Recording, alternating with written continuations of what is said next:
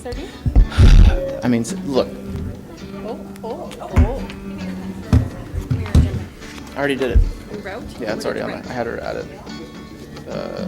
Moment of silence.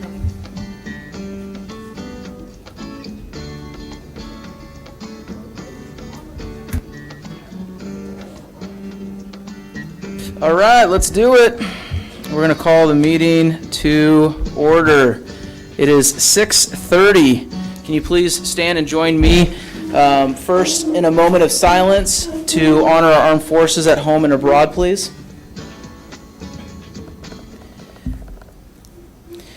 And now please join me in prayer. Dear Heavenly Father, thank you so much for this day, Lord. Thank you that we get to come together as Canyon Lakers, Lord, and look at the direction the city is headed and look at what we've done. Thank you for this opportunity, Lord. This is so important to not just Canyon Lake, but the region as well. And we should be very blessed that we get to do this. And in your name, amen. Renee, would you mind leading us in the pledge? Right hand over your heart. Ready, begin. I pledge allegiance to the flag of the United States of America and to the republic for which it stands, one nation, under God, indivisible, with liberty and justice for all. All right. Madam Clerk, roll call, please. Councilmember Castillo? Here. Councilmember Dane? Here. Mayor Smith? Here. Mayor Protem Green and Councilmember Welty are both absent from tonight's meeting. Thank you for that.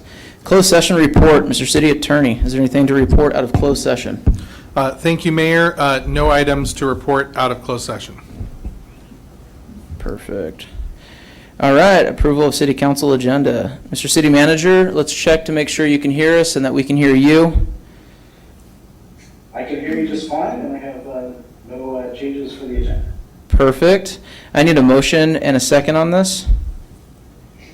Motion? Second. All right, motion and a second received. Roll call vote, please. Councilmember Castillo? Aye. Councilmember Dane? Aye. Mayor Smith? Aye. Motion carried. Awesome. Moving right along to ceremonial matters. Citizen of the Month. We have two.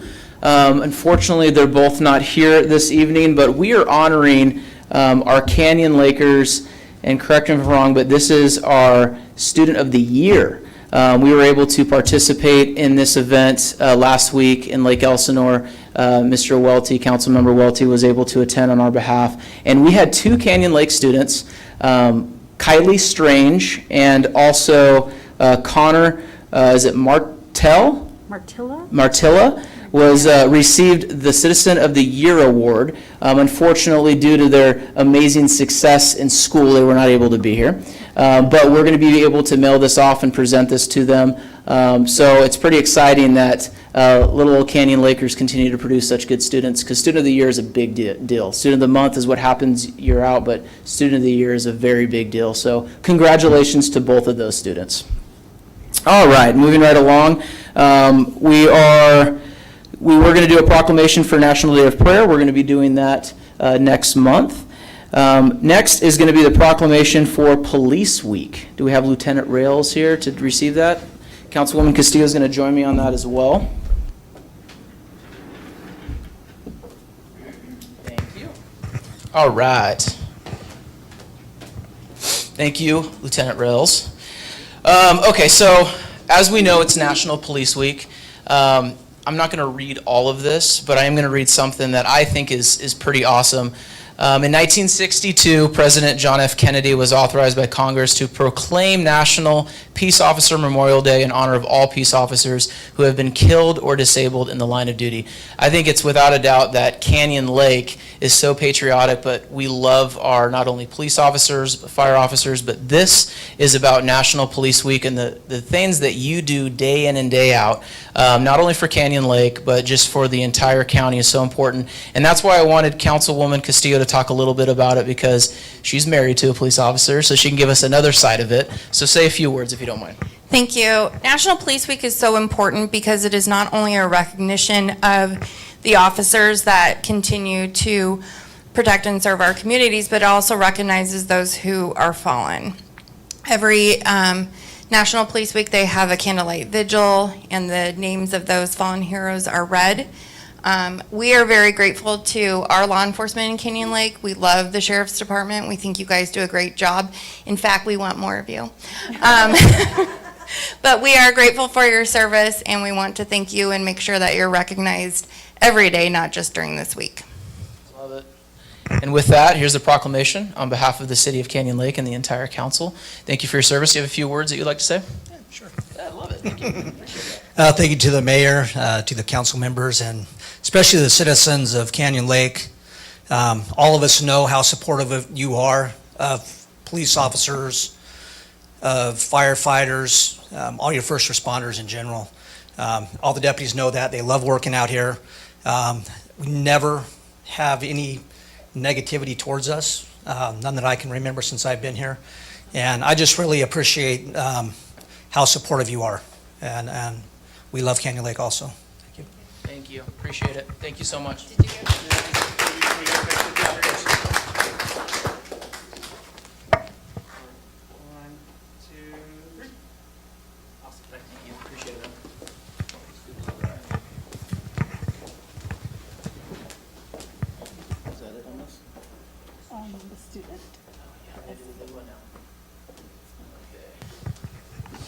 All right, you both got to join me back up there again because now we get to present a massive check. This is the cool thing.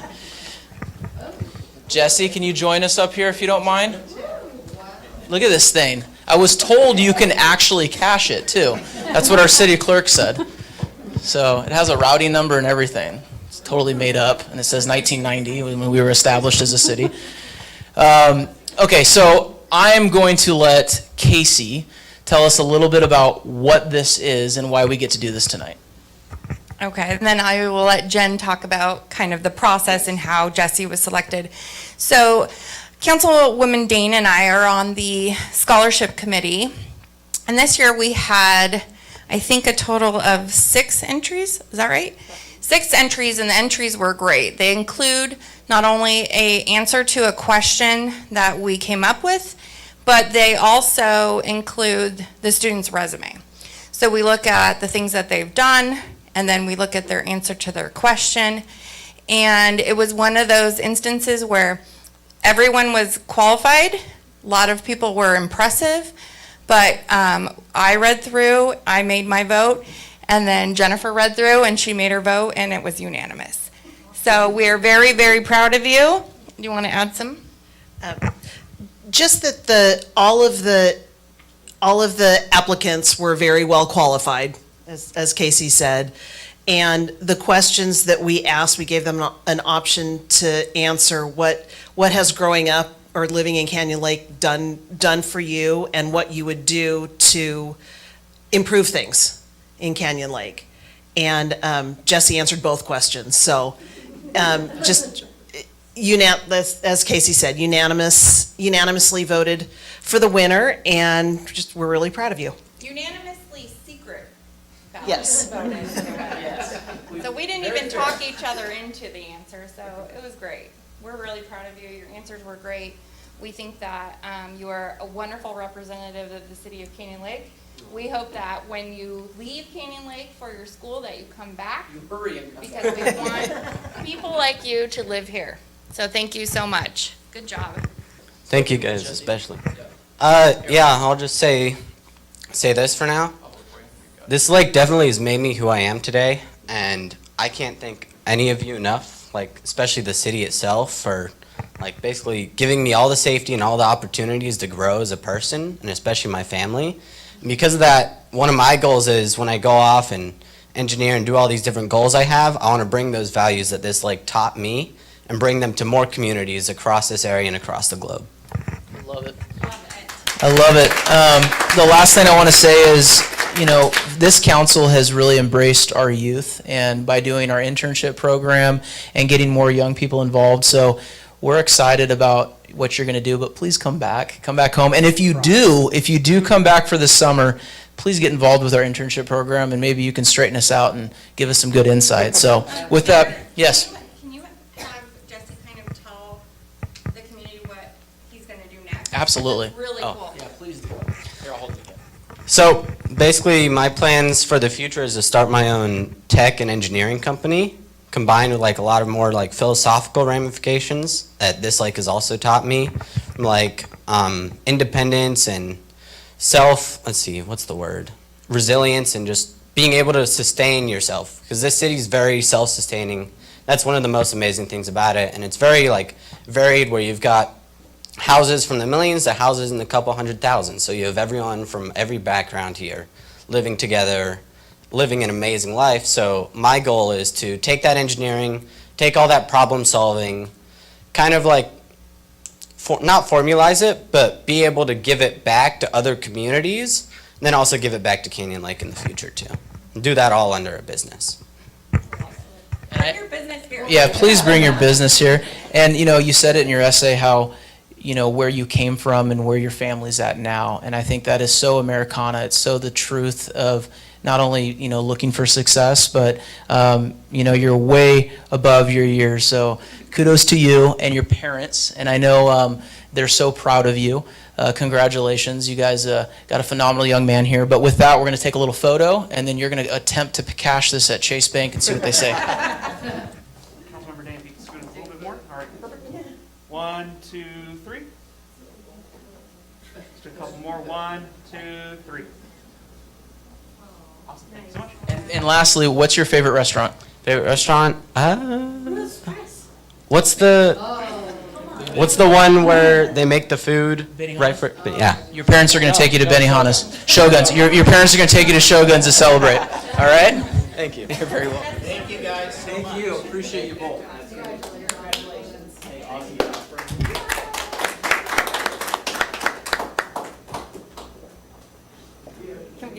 We're good to sit now, right?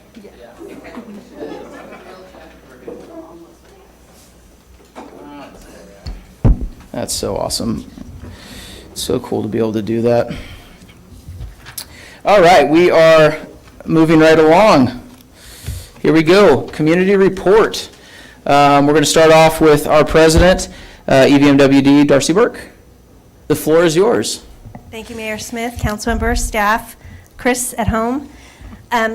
There's a conversation that's happening in the media. You'll hear it on the news reports, in the newspapers, about the serious drought we're in. It's the worst 4 months, and I'm going to here to tell you the rest of the story.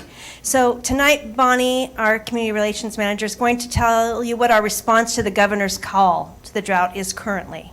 We do not know what our cutbacks are going to be. What we are advocating from the governor is to let us do what we do best. We have a drought response plan. We had a water supply plan. Let us work the plan that, one, was mandated that we created, and that, two, we created as a region to work together. But one of the things I want to point out is you hear a lot of talk about ag uses 80% of the water, urban uses 20%. That's actually not true. The environment uses most of the water. So I want to give you an example. Diamond Valley Lake holds 810,000 acre feet. An acre foot is a football field full of water, a foot deep. So if I didn't have my shoes on, to my knees. That's enough water for 3 families for a year. Since October, when our water year started, the governor and the State Water Board has released 4.4 million acre feet under the Golden Gate Bridge. Not one Delta smelt was saved. We still are in dire straits with our endangered species. That's 5.5 Diamond Valley lakes. Wow. Metropolitan on an annual year doesn't sell more than 1.7 million acre feet to 20 million people. So it's really about, not that we don't have enough water, and I want to be very clear about that, it's how we are managing our water as a state. So we're not just going to sit here and take it. We're working with our legislators, but we've also formed a regional resiliency committee, which is made up of 2 board members of all the local water agencies, looking to build local projects to make us more resilient for ourselves. So to the young man that talked about resiliency, that's 100% right. You can't sustain and thrive, you have to be resilient. And we're looking at things that are not going to be cheap.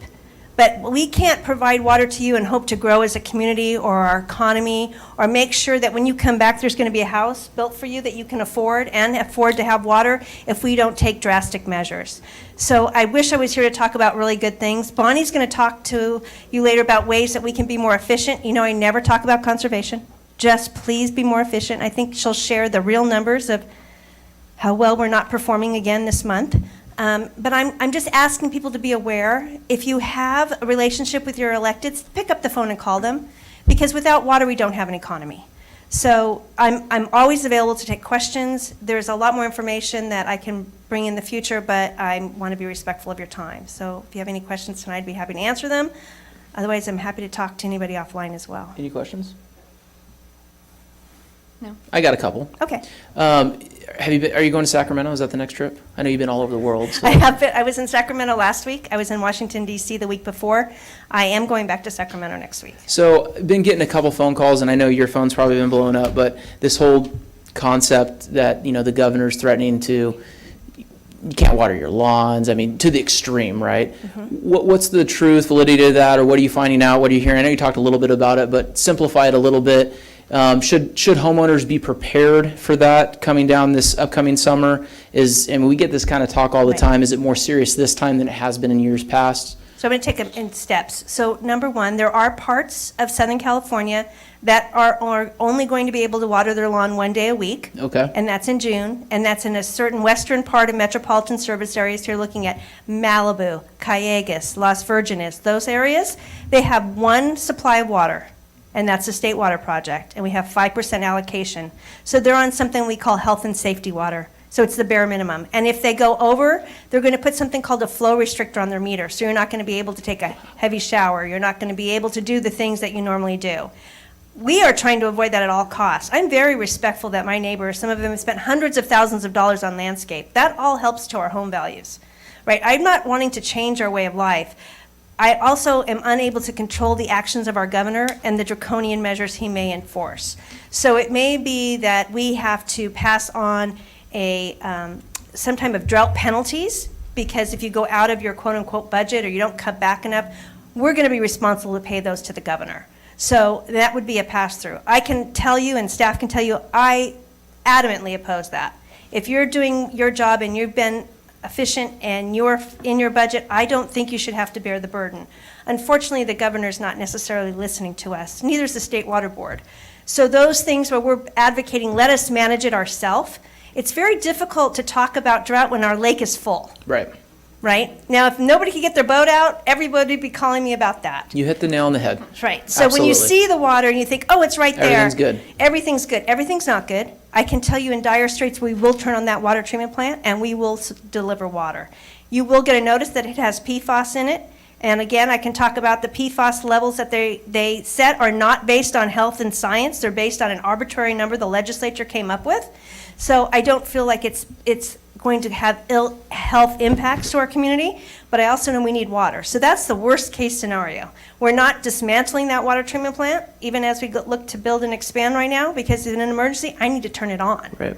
So it's difficult to talk about drought when the water's literally slopping over the edge of the dam, right? So I think we have to be respectful of where all our water comes from. 70% comes from metropolitan, right? And half of their supply just got cut back to 50%. Wow.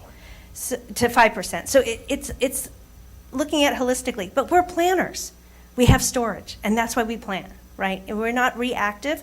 Other parts of the state do not have storage. We're very fortunate. But you've all paid for that storage. So let us work the storage we built. So that's one answer.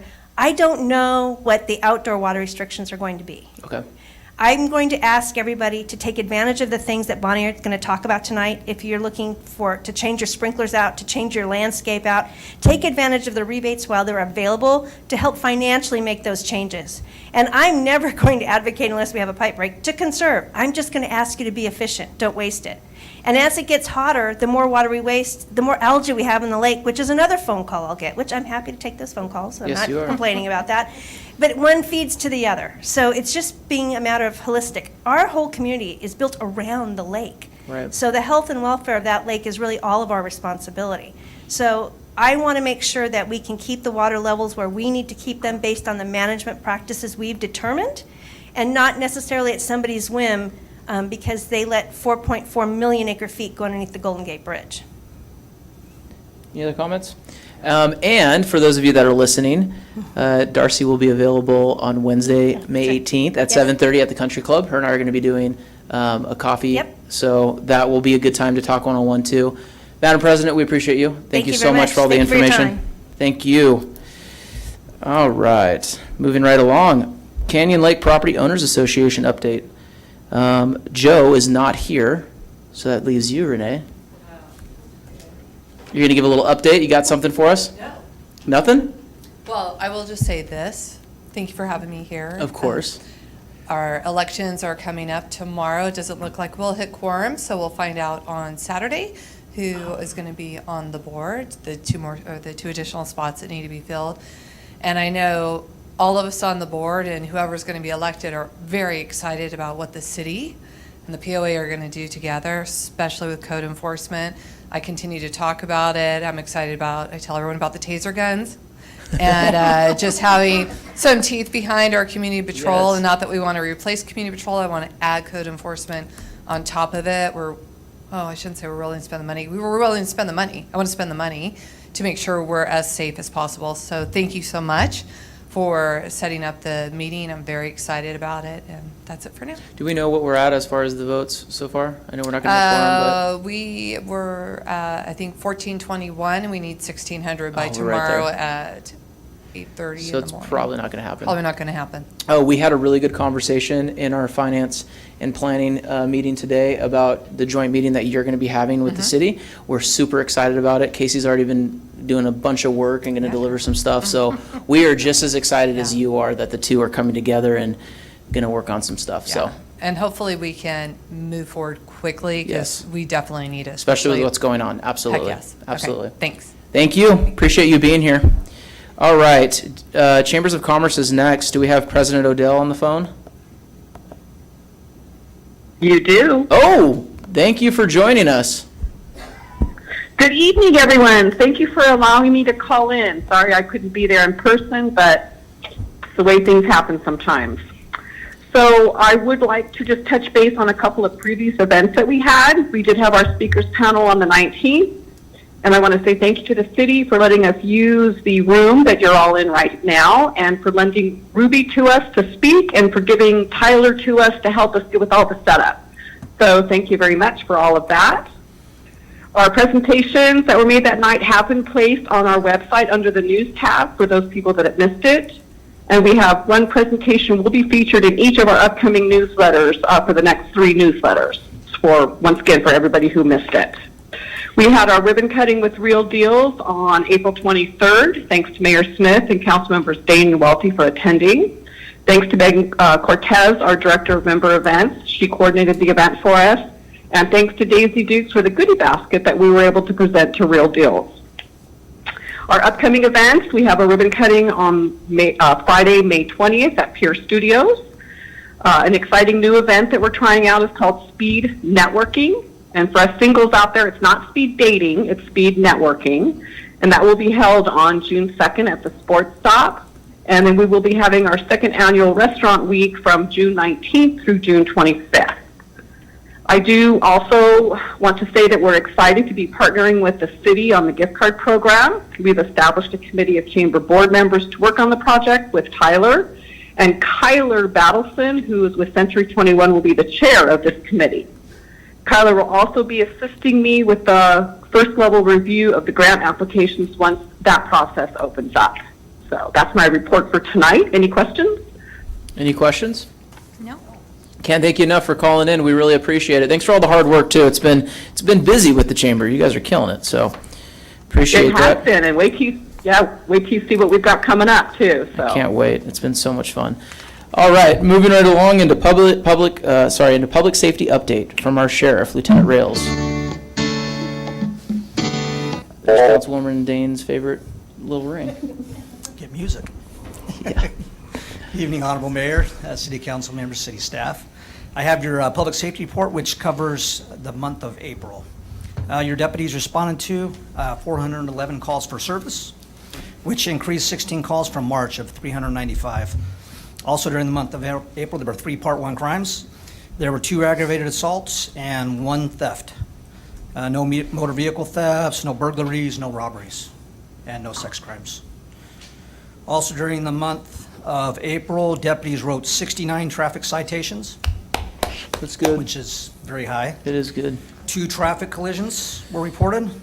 Overall, there were 10 arrests made in the city of Canyon Lake.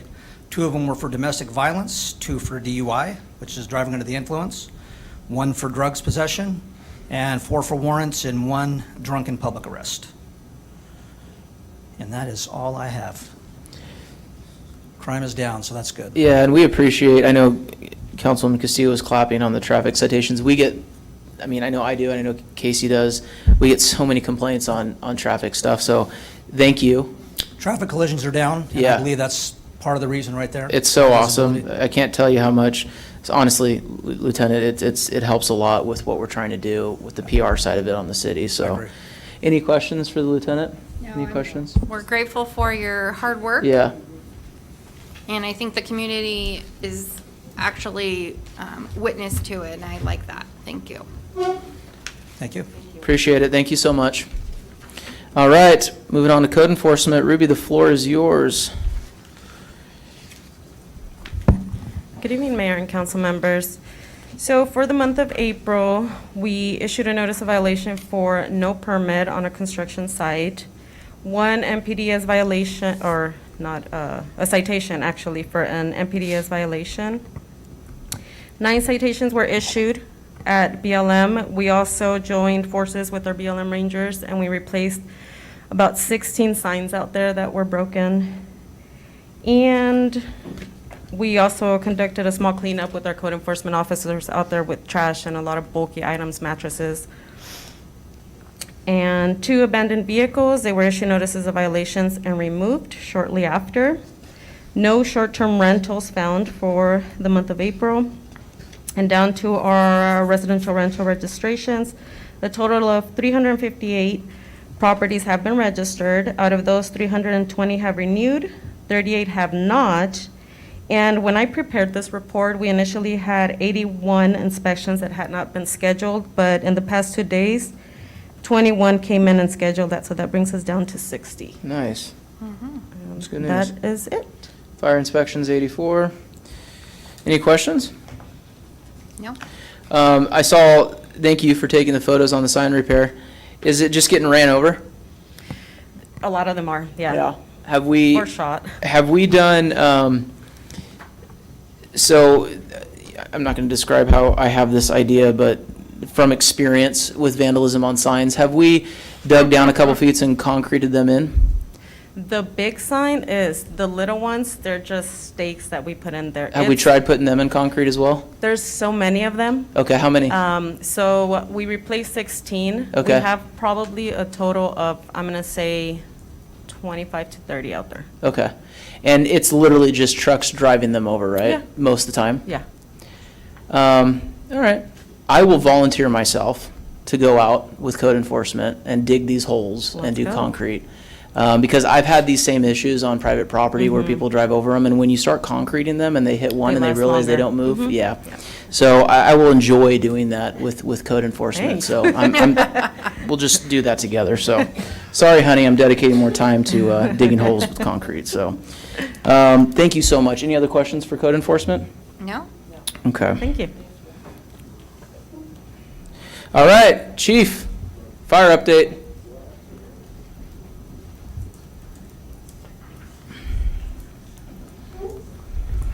Good evening, Mr. Mayor, members of council, city staff. Jeff Latenders, your fire chief, and I'm here to present our statistics for the month of April. So for the month of April, and we're using that format that we have introduced previously, so hopefully this will be a consistent way of seeing the same data every month. We ran a total of 83 calls, so a little bit less than we did during the month of March. There's one day different in there, but pretty average for what we would expect. The breakdown of those calls, we had 4 fires, we had 61 emergency medical incidents, we had 1 hazardous condition, 5 service calls, 10 good intents, and 2 false alarms. So again, for the entire year so far, we've run 342 incidents. Our fire responses, we had 4. So we had a structure fire response at the Canyon Lake Market. It was caused by a buildup of grease behind the stove in the kitchen area. We had a dumpster fire out at Happy Camp that was actually out upon our arrival. There was no damage done to that incident. We had a vehicle fire that actually was an automatic gate incident on Railroad Canyon Road. It was about in line with the church, which a little bit to the east, so it was just outside the city limits on the road. And then we had a structure fire at the Canyon Lake condos where some individuals were moving in. They had placed some of their moving materials on the stove, and inadvertently the stove had got turned on and those materials caught on fire. Our incidents by time of day, again, obviously the middle afternoon to early evening tends to be our busiest time. Early morning tends to be our lowest. So we're just keeping an eye on that. And again, we use this information to try to plan our activities, plan our training, make sure that we can try to be available more so during those peak hours where an incident might occur. And we're tracking that not just on a monthly basis, but trying to follow that on an annual basis as well. So again, we can just use this data for our planning in the future. Where are calls occurring? Again, mostly a bedroom community. The majority of our calls continue to occur in single-family dwellings. 52 of the incidents did occur there. I highlighted a fire station again, and I'd just like to point out that every month since we've been here, we've had an incident at the fire station. Fortunately, it's not one of the firefighters that is being injured. It's someone from the public that's driving to the fire station instead of picking up the phone and calling 911. And so please, let us come to you. Please use 911 and don't risk that we may not be there when you drive to the fire station looking for care. Something that I really want to highlight today is our average response times. And so if you look at the chart, we can see where we started in January when we were in engine 201. Our average turnout time there was about 1 minute and 33 seconds. We switched over to our new engine, engine 1. We were at 1 minute 21 seconds. March was the same, but in the month of April, we were able to bring our turnout times down to 1 minute and 7 seconds, which is outstanding. Our firefighters are really working hard on that. Unfortunately, our average travel time did increase a bit. And again, travel time is something we can't control. It's where the incidents are occurring. So from wherever we're at to driving to that location is what it takes. And then because of the slight increase in our travel time, it did change a little bit of our total response time. But that actually came down due to our decrease in our turnout time. We've mentioned to you in the past that we want to do better than just the average. 50% of the time we're doing this, we're doing better or worse. So we like to look at the fractile time. 90% of the time, what are we doing? 90% of the time for turnout, we, in the month of April, reached 1 minute 45 seconds. If you recall last month when we introduced our policy manual, we had a goal of having a turnout time of 1 minute 45. And so we decreased it from 2 minutes 11 seconds to 1 minute and 45 seconds, which is really outstanding. 90% of the time, we're getting out of the call, out of the station on any type of call and getting en route to the fire. Our average travel time was 6 minutes 58 seconds, and our total response time was 8 minutes 35 seconds. Automatic and mutual aid that we provided, Canyon Lake Engine 1 responded to 13 incidents outside the city.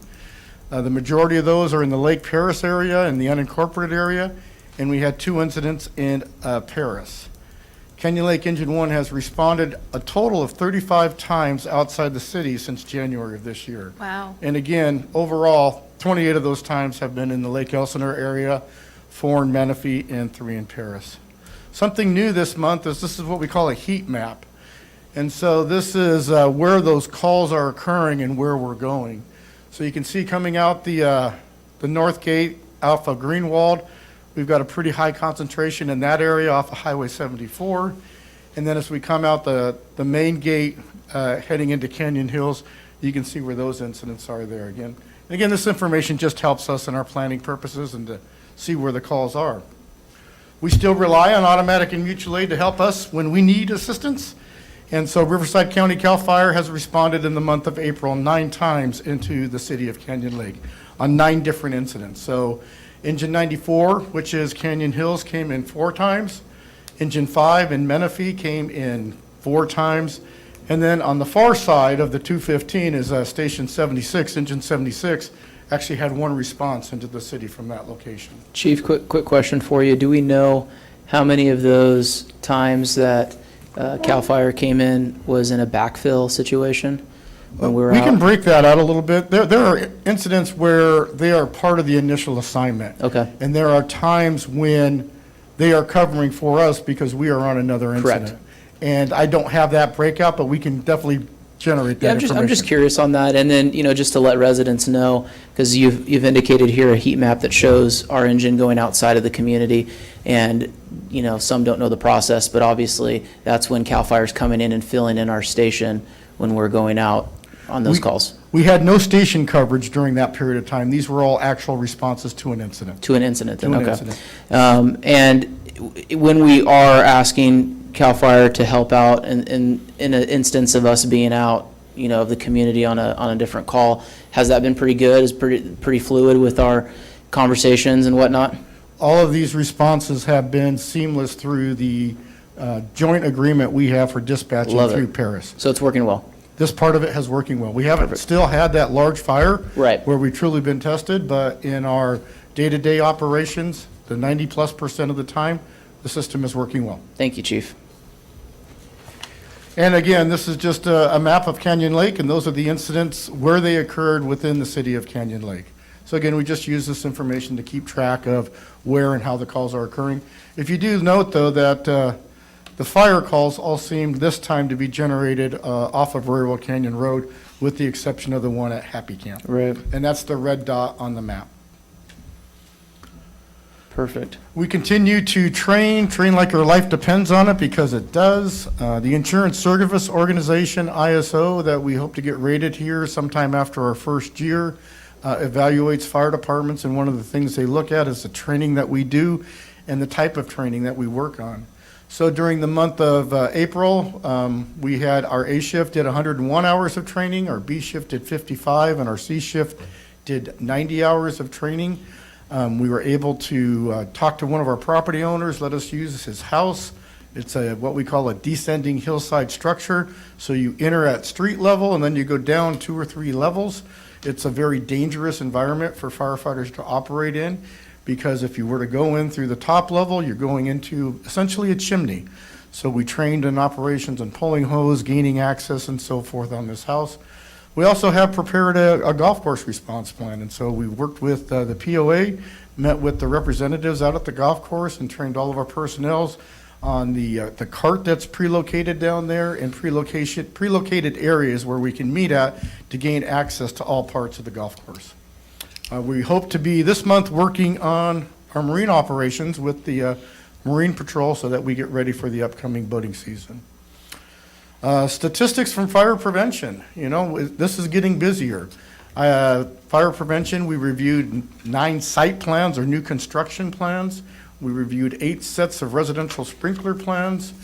We conducted 2 inspections at construction sites, and we dealt with 8 special permit applications.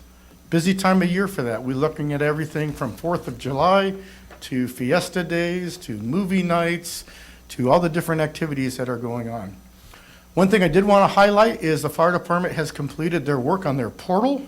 So now when a contractor or developer has a project, they can basically do everything like they do for the construction side through the city's building department. The portal is identical, and so they can submit their plans electronically. They basically start at City Hall in the building division and turn everything in, and then the fire department takes over from there. So we hope that it will be seamless and improve our operations to the customer out in the field.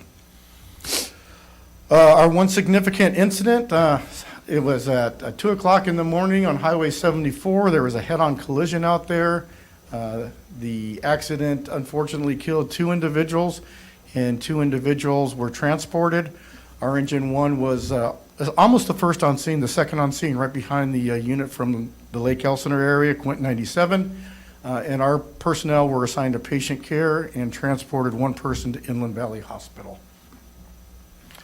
And so, with that, that concludes my report. I'm available for any questions that you may have. Chief, thank you. Any questions?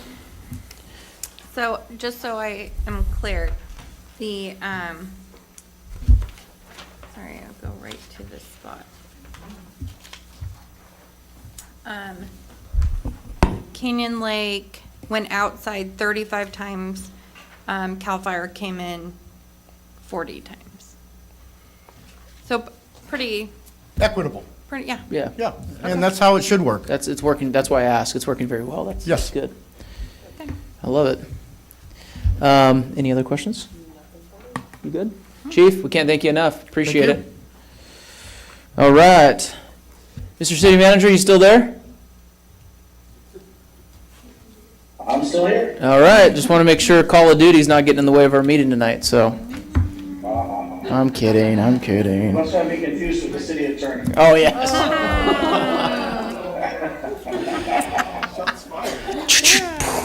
With that, I'm going to ask Madam Clerk to read the public comment statement.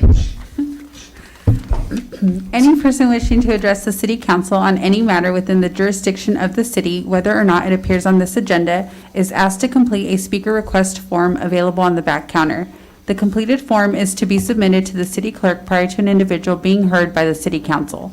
The city council has adopted a time limitation of 3 minutes per person. If you're commenting on the agenda item, your comments will be heard at the time that particular item is scheduled on the agenda. Please note that if you're addressing the city council on items not on the agenda, the Brown Act does not allow discussion of such items. Therefore, the city council may only do the following: refer the matter to staff, ask for additional information or request a report back, or give a very limited factual response.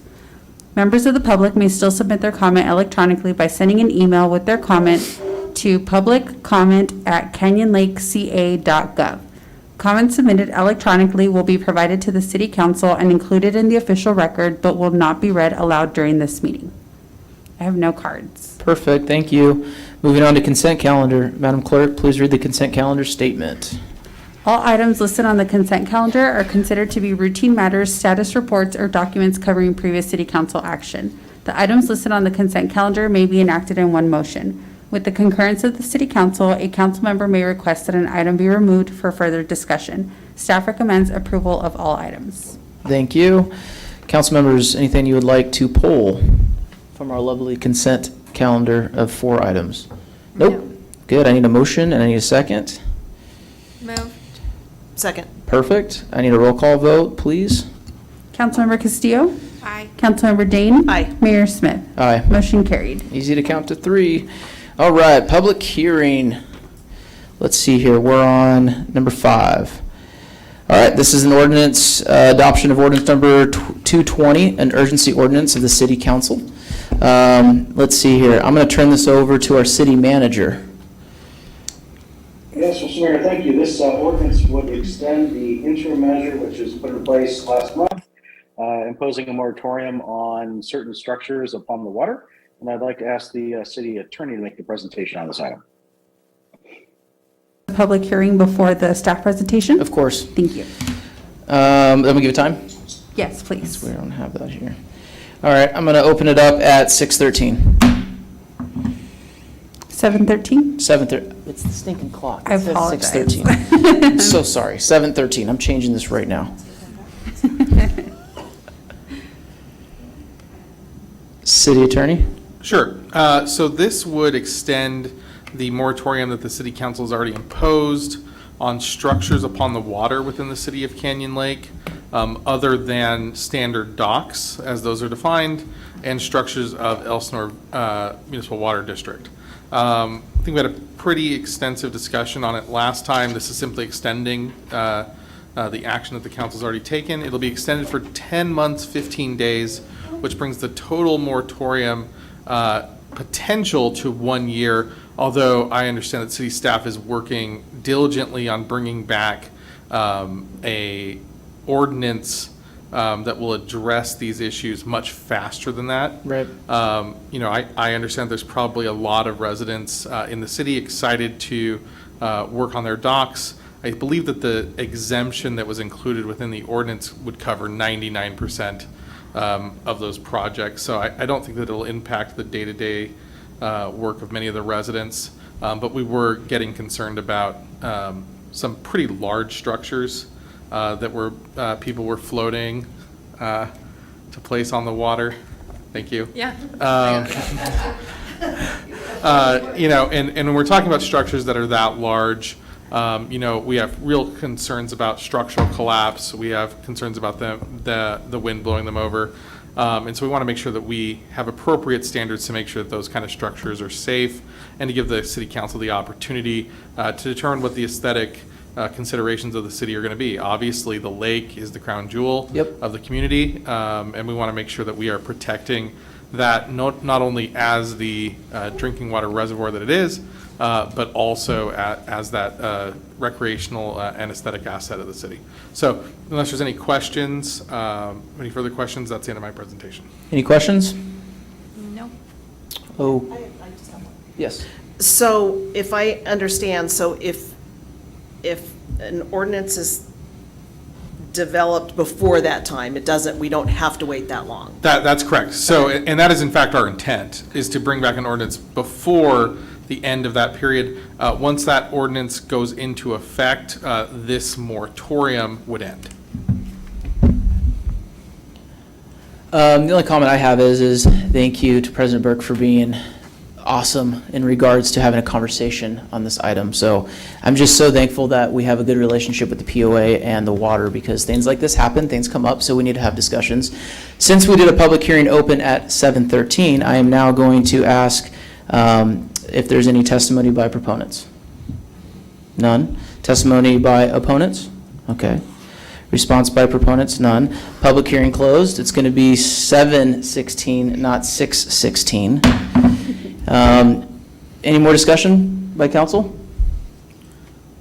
I do need an action, which means I need a motion, and then I need a second. Motion to adopt the urgency ordinance number 220. Done. Love it. Need a second? Second. Perfect. Madam Clerk, can I get a roll call vote on this action ordinance 220? Councilmember Castillo? Aye. Councilmember Dane? Aye. Mayor Smith? Aye. Motion carried. I blame it on the gummy bears. We're all jacked up. All right, moving right along. Business item number 6. We're going to be in for a treat. We have a presentation, EVMWD, on drought rebates update. Good evening. Thank you, Mr. Mayor, members of council, for having me here this evening. And thank you to President Burke for keying this up a little bit. Just wanted to come in this evening and give you an update on the drought and some water efficiency measures that we can take here locally to help during this dry time. So I know we've got a PowerPoint. There it is. Perfect. All right, so as you are aware, we do have about 35% of our water locally here. We have wells in the area, and we also have Canyon Lake Reservoir that supplies some of our water. But we get about 65% of our water from Northern California and the Colorado River. And as you've heard on the news, both are in pretty dire straits. So because we are dependent upon that water, we really need to be very efficient. It is our third year of dry winters. We've had moderate to severe drought conditions across the state. As you can see from this map, the red is where it's most severe.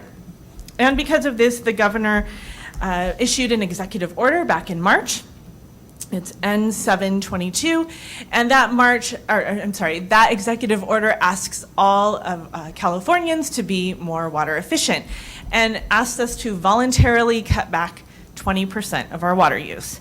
That executive order also says that businesses that need to not water their non-functional turf, and that would go into effect May 25th. But what does non-functional mean? We're getting definitions more from the state, but really what we're looking at is any grass that you're not stepping on, that you're not using. It's just there for ornamental purposes. We have opportunity there to have some water savings by replacing that with a more drought-tolerant, California-friendly landscape. And that is specifically for businesses. So what can we do at home to be more water efficient? How do we cut that 20%? Well, as you can see from this water drop graphic here, about 63% of our water is used outdoors. So there's many ways we can improve efficiency outdoors, and I'm going to go over a few of those rebates with you. And on this little graphic here, we have our service area, the EVMWD service area, broken up by division. And the community of Canyon Lake is within Division 1. And as you can see, when it comes to water efficiency, we are over budget in the Division 1 as well. So we're inefficient and excessive in our water use. And we have room to cut back. So this will be a great opportunity for you to take advantage of rebates that we have to offer. So here's just a snapshot of some of the rebate opportunities. We have the instant hot water recirculating pump. That's a $175 rebate that covers the cost of that pump. And those are available at your hardware stores and your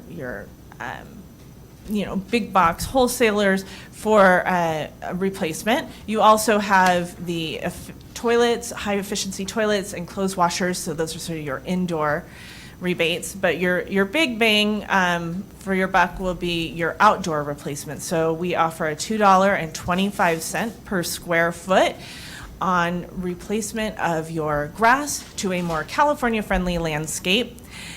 We also offer at $3, so if the city is interested in taking advantage of this in any portions of the city areas, they'll get up to $3 per square foot for replacing their turf. We also offer free landscape and irrigation workshops because do-it-yourself sometimes can feel overwhelming, especially when you have something other than grass in your front yard that you're caring for. So we offer those classes, and we have great resources and great teachers available to help you through that process. We also offer water-saving devices for free at our headquarters. So you can just show up. Our front desk staff will be happy to hand over a bucket of efficient devices, including shower heads and toilet dye tabs that help you discover leaks if you have any leak in your toilet, many other items that you can replace indoors. All of that information, all of those rebates are available at evmwd.com/conservation. Another thing that you can do tonight, which I've also included some flyers on your back wall, is to use our AquaHawk tool. This is a tool that when you log on to pay your bill, you can click into the portal and you can actually see your water use hour to hour. So you're able to see if you've got constant running water, if there's a time of day where you could be more efficient. It's an opportunity for you to look and see how your water use is during the day.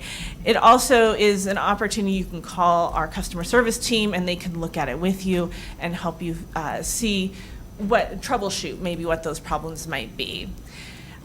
You can set leak alerts, so you'll get something notice on your phone that says, oh, you're using an unusual amount of water. It'll also, if you set a threshold for your cost, I don't want to go over this dollar amount on my bill, it'll send you a notice when you're getting close. It's a great opportunity to take advantage of that. You'll start noticing our signage up around town. We've got a full effort in conjunction with our other regional agencies, so you'll start to see our messaging throughout the community talking about drought and steps that we can all take together to cut back. And you all know our president, Darcy Burke. She is your representative for this area, so I wanted to ensure that you had her contact information. But also myself, I'm Bonnie with our Community Affairs Department, and then our Water Efficiency Specialist, Haley, who is at another presentation this evening. Both of us are here to assist you with any rebates or information tips that we can assist you with to make that water savings. Bonnie, thank you so much. Any questions? No. Do you have any questions? I do. Sure. What can we do to help get this message out? Turn everyone's water off. I appreciate that. We do work closely and with Anna and letting everyone, or letting the city know whenever we have opportunities available. We would love to have more opportunities to share on your website. Maybe we could work out an e-blast or something to help get that information out to your community. Any sort of way that we can share that out, we'd be more than happy to take advantage of. So just keep us posted of events or things, and we're happy to come out and share that message. Bonnie, I just want to say thank you. You put in a full days of work today, and here you are presenting to us. I know that at the pleasure, of course, of President Burke, but I just personally want to say thank you so much, not only with the help of the board, you guys find solutions. So it's one thing to say do this, but not give us, a way out and a way to figure it. So your time here is very thankful, and I appreciate you presenting. You always have good things, and you've been great to us. So thank you for providing this information. I know that we'll do our part to get it out as best as we can too. So Great, thank you so much. thank you, absolutely. Thanks for the opportunity. All right. Okay, we're moving right along. Business item 7. This is the adoption of amendment agreement between Animal Friends of the Valley. Tyler, this one is yours. Good evening, council. Before you begin, Tyler, you have what type of animal? You have to be qualified in order to speak of Animal Friends in the Valley. So I believe you have a cat. Is that correct? I have a very gorgeous cat. You are qualified. It's a gorgeous cat at that. Yeah. You are qualified to speak. All righty, so good evening, City Council. It's a pleasure to be with you here tonight. I am presenting an amended agreement between Animal Friends of the Valley and the City of Canyon Lake for animal control services. So the City of Canyon Lake has had this agreement with Animal Friends of the Valley for quite a long time. Since 2011, the agreement between Animal Friends of the Valley and the city has not changed. The scope of the services has been the same, as well as the price. So I believe in 2017, the city decided to move to a year-to-year agreement with Animal Friends of the Valley. So we're bringing up to you the next yearly agreement. And part of this is just your regular animal control services that we receive from the shelter. And just for some additional background, the City of Canyon Lake is also part of the Southwest Communities Financing Authority, which is the joint powers authority that includes the County of Riverside, cities of Lake Elsinore, Menifee, Marietta, Temecula, and Canyon Lake that entered for the agreement to build the animal shelter. And Councilmember Dane is the board member on the SCFA. And so we are also part of that, and we do pay to the debt service for that as well. But that is outside of that, we will just be agreeing to an additional year of services, and then next year we'll be bringing up another year agreement, unless the council decides to move into a 3-year agreement once again. But the fiscal impact for this year will pay a monthly fee of $3,500 out of the year's budget in account 10-430-6610. Any questions? Yeah, I do. If we do year by year, so is the 3-year one, is that a discount? No. So there's no buy one get one free here. We buy a year, we get a year off. No. Nothing? So this is something that we have discussed as the EMC, which is the Executive Management Committee for the SCFA, which makes up the staff liaisons of all the cities. And so I've talked to some of the cities, and they are all also transitioning to these 1-year agreements because there is no cost incentive to doing a 3-year agreement, so it gives the cities more flexibility in case there is a need to move away from these services.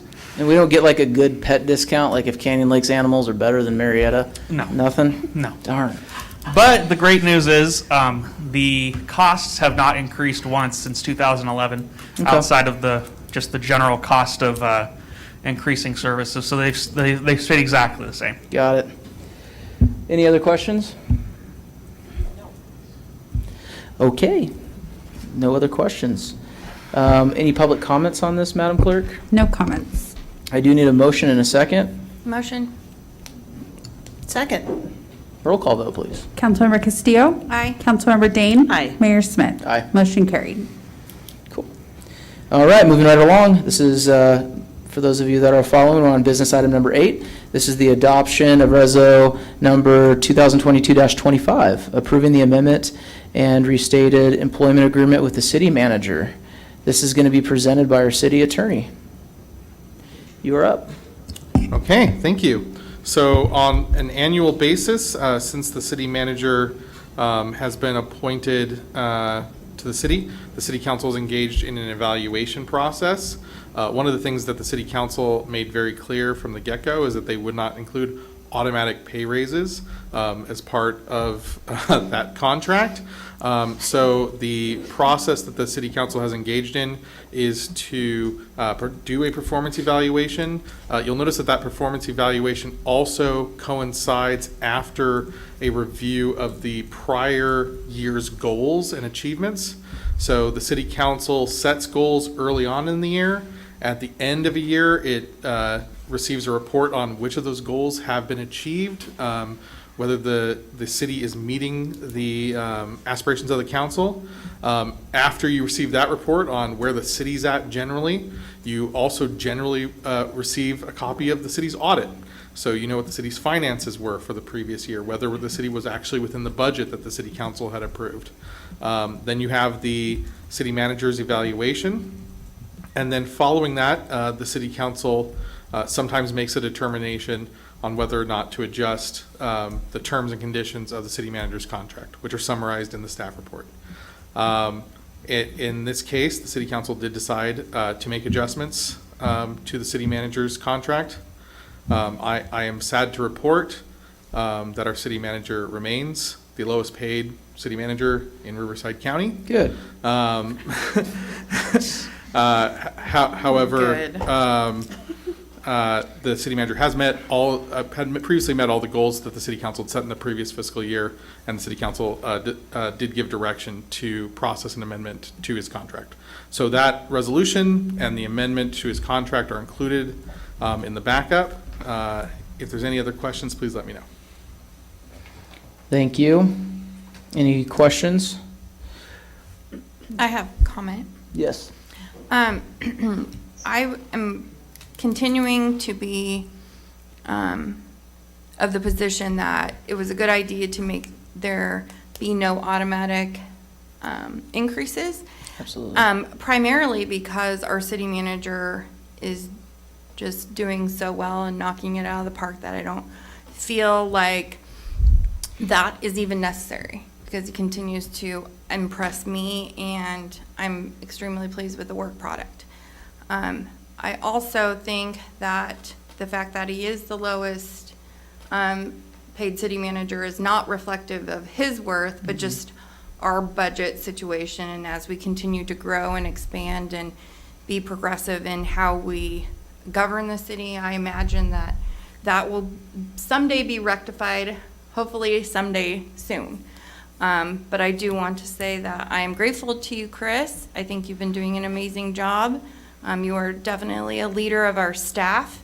I couldn't be more pleased with the direction the city is going. You've had some serious hurdles in the last year, and you've come with solutions. And that's what we need from our highest ranking staff member. So I'm just very grateful and pleased. I will 100% second that, and I jokingly say, you know, good that you're the lowest paying city manager in Riverside County. And people don't understand exactly what we get having you here, my friend, and we're so blessed, all the hard work that you've done, the direction that we're headed, and a lot of it's because of the leadership of not just you, but the staff as well. And the city is in an incredible place right now. We're going to find out on our next business item just how good of a place we're in, but kudos to you, Mr. City Manager, and the staff on all the hard work, and we are truly thankful. And this is a no-brainer in my opinion. Any other comments? Thank you. All right. Any public comments on this? Well, Mr. Mayor, if I may, I just want to thank you and the council. It really has been an incredible ride the last 3 years, and I look forward to what's coming in the future.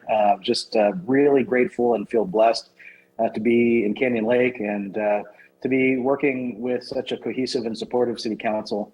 And we have a great team, and I just want to thank you for your ongoing support. It really means a lot. Thank you. Any public comments? No comments. Okie dokie. Okay, we have one comment. You have 3 minutes, Mr. Walmsley. And take this thing off. I'd just like to say I've been here for a little over 30-some years, and we went through a lot of city managers. And I think that at the present time, we've got one of the best city managers we've ever had. He works on the projects with the people. He's able to get them done without a lot of hassle. And I think that if you consider an increases and so on, you certainly should do it in this case. We don't have a lot of money. He knows that. But at least you have to stay up with the cost of living and so on.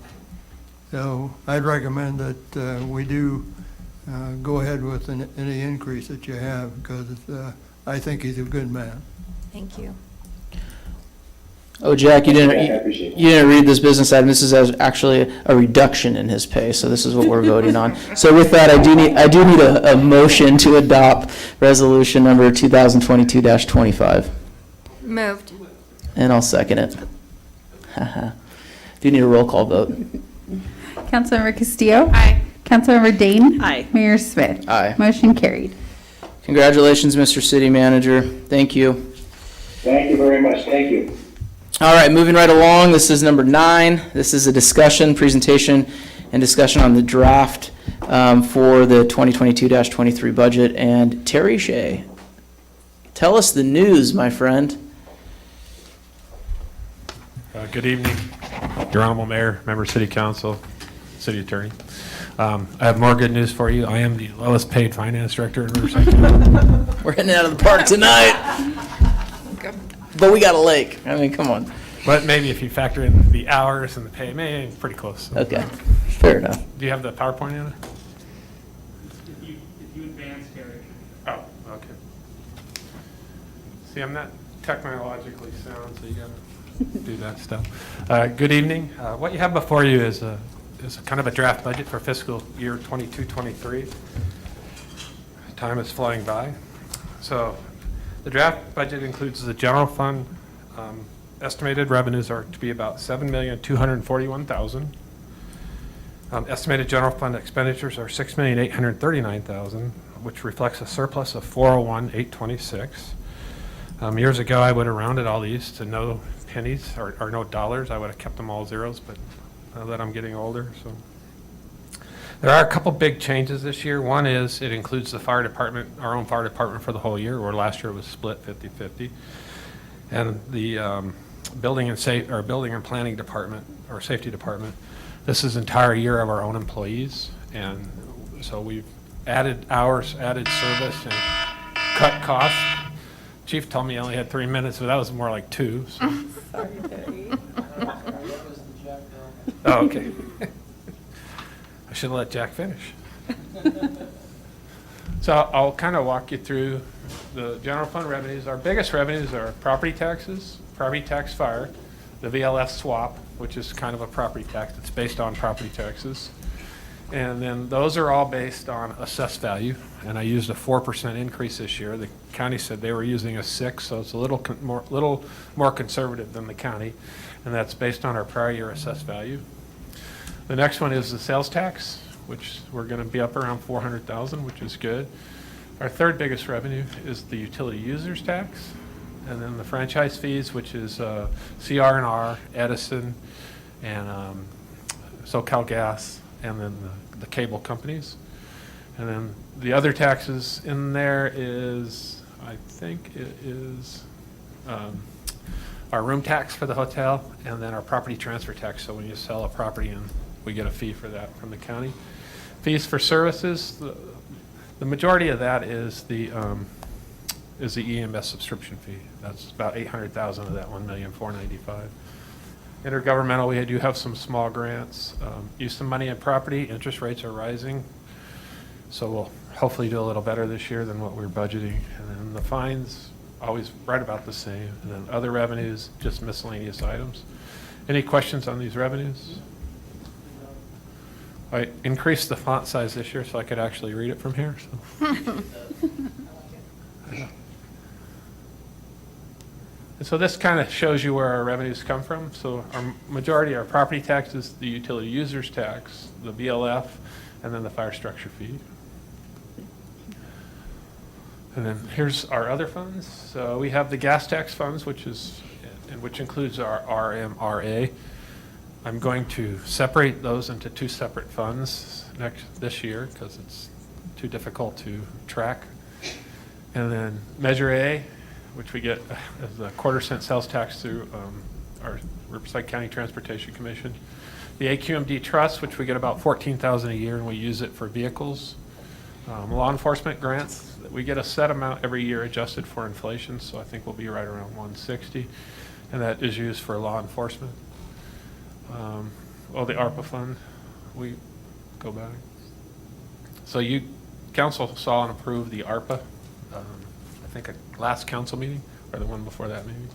And so that's the revenue we're going to get this year, which is our second half, which we'll get like July 14th. So, and then here's our expenditures for the general fund by department. So the top part is general government, which is the city council, city attorney, city manager, city clerk, finance, and those items. The developmental services, planning, building and safety, public works, the NPDES, and then code enforcement, and then public safety, which is law enforcement, city fire, emergency preparedness, and then the animal control. And that is a good bargain. Ours has been going down every year, so which is good.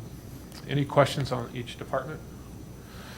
We did rearrange some items that seem better placed outside of departments over in the building and facilities maintenance, which is kind of like something that benefits all departments. So we moved some items to that department this year, so it looks like a little more.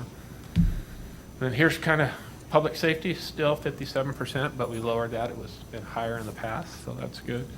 Then the general government is 29%, and then developmental services 14%. Any questions on the expenditures? Guys are too easy. Tough questions. So I think at the end of this year, we're going to be in the general fund about 5.3 million to the good. And then all the different funds there. That first column is where I'm estimating fund balance, and then the revenues, funds available, the current year appropriations, and where we'll be at the end of the year. So general fund be around 5.7 million. And our expenditures are 6 million. So we're almost 1 year's expenditure, so that's a good deal. So any questions on the fund balances? So if you look at like the ARPA grant, we're estimating 984 because we're going to spend some of that before June. And so that's the carryover from last year's revenue, then the current year revenue, and then the expenditures. And I think we have 3 years to spend those, so go. And then here's the expenditure summary by fund. So you can see the general fund at 6.8, gas tax measure A, law enforcement grants, and then the ARPA money. So that's it. Any questions? And this budget was a collaborative effort with the entire city staff, so they're keeping me honest. So. I know you guys have been working crazy to put this thing together, so any questions? No. I know we've all had the opportunity to speak with the city manager in regards to, our proposed budget, and I'm just overall thrilled, and I know how much work it has taken over the last, month that you guys have been working on this, all the different departments, resubmitting, submitting, Chris is throwing peanut butter and jelly sandwiches at the chief, and everyone's getting angry because there's not enough there, and they're trying to make the best budget they can, so I just want to say thank you for all the hard work, and these numbers are absolutely phenomenal. So it's incredible that we get to sit here and look at a budget that's going to have us looking at a surplus of over $400,000 and with plenty of money in savings, which is so crucial. So I just want to say thank you. And we increase service. Yes, and we increase service, and we have our own fire department and building department, and you made some very good points in our finance and planning meeting, Terry, about just where we're at now and where we have been. So. And I did have a mistake what's in your budget on the gas tax fund. Thank you for pointing that out. But I typed in 230,000 as 23,000. So what's the difference? So that'll be fixed when that'll be come fixed for the back next in one. June. So perfect. Mr. City Manager, did you have anything? No, I just, I mean, what a big difference from just a couple years ago in terms of our budget. And it's, you know, the leadership of the council has led us to this place, and it's just, it's exciting. All the things that we're doing, the ways the city has been growing, how we're expanding programs to residents that really improve quality of life here in Canyon Lake, and just seeing the city in a financially stable and healthy place is just, you know, it's refreshing, it's exciting, and we're going to keep doing great things. Thank you. Madam Clerk, do we have any public comments on this? This is a receive and file, or do you need direction? If there's no changes from the council, then I guess the direction would just be to bring it back at the next council meeting? I think so. I mean, Terry already is on it with the change that needs to be made, so I know for me, I'm good. I'm good. I'm good. Oh, we're good? So yeah, let's move forward with bringing it back to our next council meeting. Hopefully we'll have the entire body here and move forward. Thank you. Thanks for all the hard work on that. All right, we're moving right along. City manager comments. No additional comments this evening. Here we go. I got a Russian roulette with two of us, so. Councilwoman Castillo, can you start us off? Yes, please. Okay, so along with Councilmember Dane, I attended a work group luncheon with other female electeds from the Southwest region. Hopefully we will have an update on how that's going and an update on our regional goals. I'm on the committee related to job and career creation and advancement. So excited about that. On Monday, I attended the League of Cities meeting in Indian Wells. And this is for Riverside County with other regional partners and electeds. If anyone from the league is listening, I think we should start those meetings with the Pledge of Allegiance. Yes. This is my personal opinion. I was kind of shocked that we did not do the flag salute. Agreed. I am looking forward to seeing who is elected on the POA and to continue to work side by side with that entity. Additionally, looking forward to the elected committee meeting that will begin next month now that the POA has selected their committee members. On the city side, it will be Mayor Pro Tem Green and myself. And as Renee mentioned, the goal is the immediate joint action on Canyon Lake safety and security. This is going to be a standing committee that will be run formally with an agenda and will allow for public comment, so we'll give you details on that when that's solidified. I encourage the residents to email me at kcastillo@canyonlakeca.gov with ideas, suggestions. We're open to all of it. Junior Lifeguard Tryouts, the next tryout date is May 22nd at 10 a.m. at Sunset Beach. This is in partnership with the California State Park System, and the city through ARPA funding has secured transportation for the junior lifeguards to take them from Canyon Lake to Lake Paris for the program, so everyone should come and try out. If you tried out at the last date and you weren't thrilled with your tryout time, come try out again. The ages for the program are from 8 to 15. City of Canyon Lake has something very special in the works for Memorial Day weekend.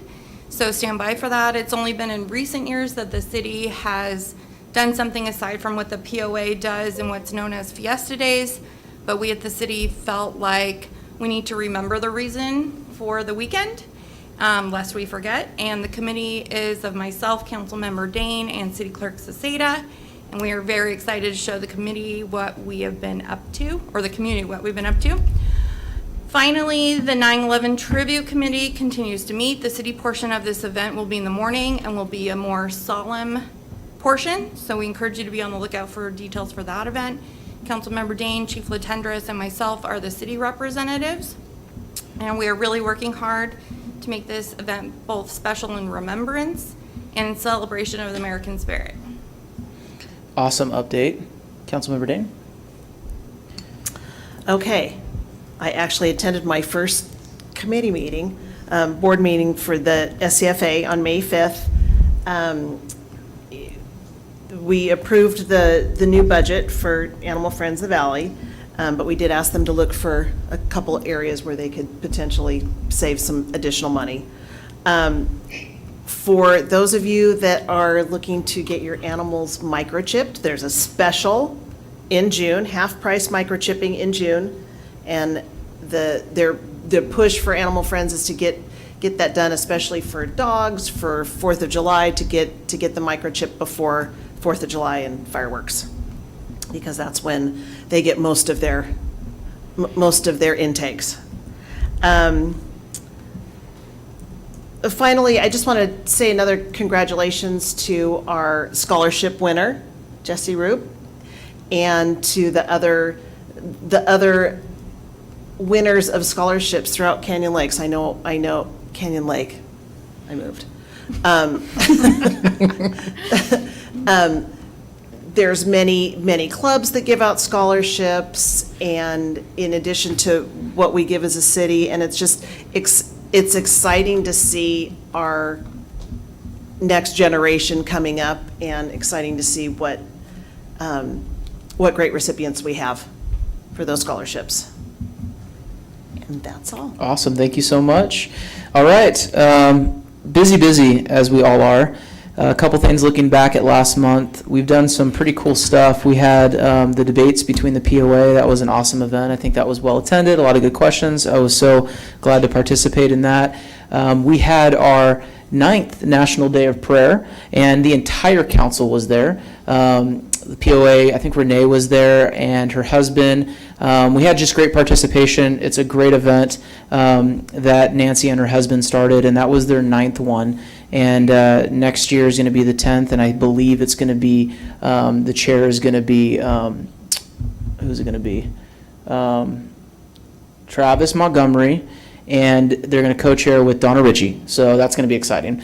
But we'll present a certificate to them next month. And then also, we had the ribbon cutting for Real Deals. That was exciting. Anything Chambers of Commerce related is incredible, and it's so exciting to see businesses opening in Canyon Lake. And for those of you that want to attend the next one, it's going to be May 20th at 4 p.m. for Pure Pilates. So please join us for that. Couple things. I serve on RCTC.